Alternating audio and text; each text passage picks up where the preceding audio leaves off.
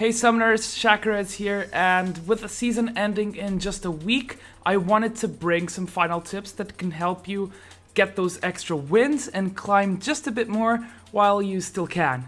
Now, when I play ranked, I really like to call shots. Some people don't like it that I'm very verbal about everything, so it might take some convincing from your side. But if you manage to have your team follow your calls, and if they're correct calls, you can really lead them to victory. As an example, I'm pulling 2 of my games in Diamond Elo. In the first game I have a Nautilus in the jungle and Shyvana top lane. Now the first thing I do when I leave base is immediately head to their red. In higher elo, both junglers usually start at their bottom side buffs because the AD carry and support can help with a faster clear, and the top laner's role is usually to cover the other buff.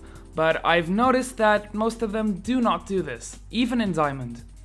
So I tell Shyvana in chat to go to the enemy red buff with me. We can 2-man it, and with good aggro exchanging, we can get the buff, the XP, and still be quite healthy. So I let Shyvana have the buff as she doesn't have any reliable CC in her kit, so the experience is just enough for us not to fall behind, and the enemy Amumu will be quite behind. So Amumu can't do much, and this means Nautilus has free reign in ganks. Shyvana's doing quite well, and I'm versus a champion that pushes a lot, which is Malzahar. So I tell Nautilus in chat that we can punish him and proceed to get first blood. So instead of going top, he focuses a bit more on mid lane. Later in the game we punish Malzahar again for overextending without wards, and we're close to the 7-minute mark, meaning their blue is going to spawn. We know that we're stronger, so I ping Nautilus to invade.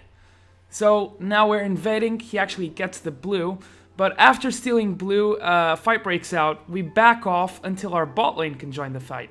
Now, Malzahar's ultimate was down from the last fight that he used it on Nautilus. So I use mine to make sure Nautilus survives, and Vayne ends up doing pretty well. We end up winning the trade, and she gets a double kill.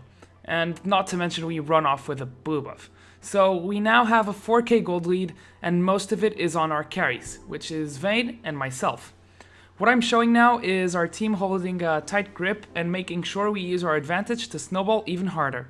So, just to recap, my simple early game calls allowed us to solidify a lead and ultimately win the game. Shyvana held her own against Aatrox because of the XP advantage, Amumu was so behind he couldn't exert as much pressure as Nautilus, and Malzahar was denied hard, so he couldn't be impactful.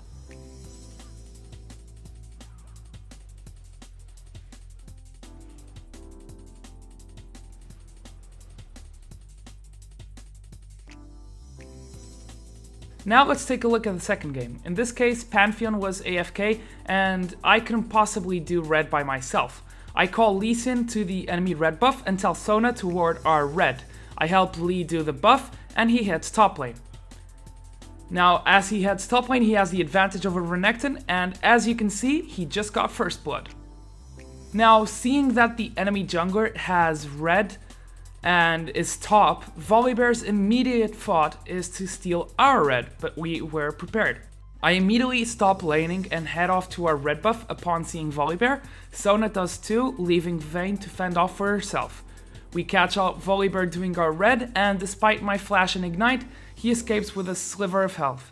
Lee Sin is out for blood though, and with a solid play he secures a kill.